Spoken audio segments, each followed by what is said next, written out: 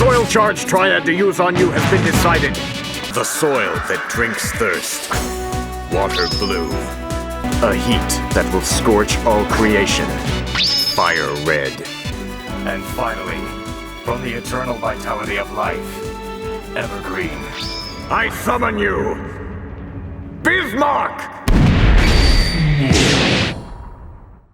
Welcome back, nerds. Fino here. Did that intro sound familiar? If so, my condolences. That was a terrible anime.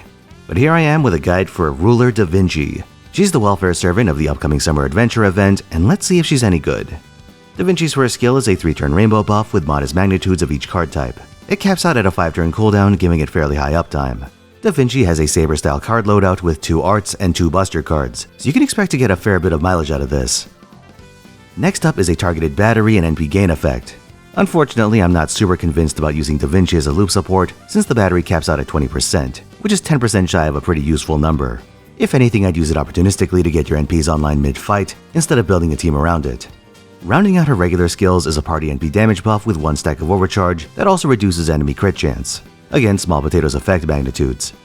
The NP damage and crit reduction effects are multi-turn, but the overcharge only lasts for 1. Because of this, you could pre-fire it to amplify a support Noble Phantasm, and then follow up with Da Vinci's on a subsequent turn once you actually have the charge to use it. Da Vinci herself only gains a very small amount of NP damage from her overcharge, so it's not really worth holding to combo with her own NP. Speaking of which, Da Vinci is a single target buster servant, but there's a bit of RNG involved too. Every time she NPs, Da Vinci picks a random bullet.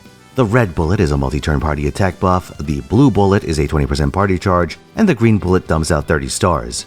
It's cool flavor, but also the definition of inconsistent. So Da Vinci's a beat stick.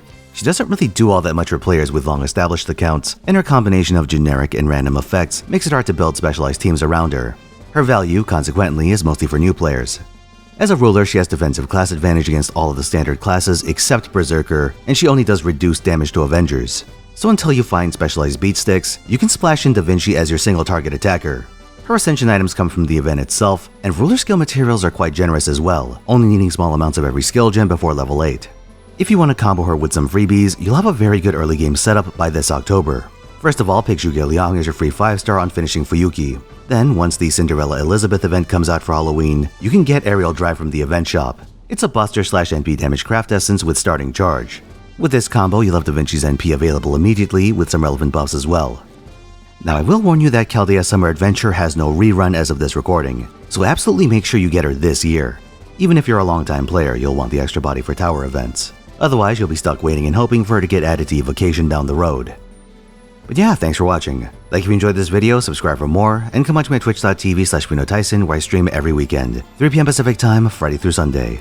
On the other channel, I have a showcase of a new type of GSSR, the Destiny Order. So if you want to see how that works, follow the link on screen.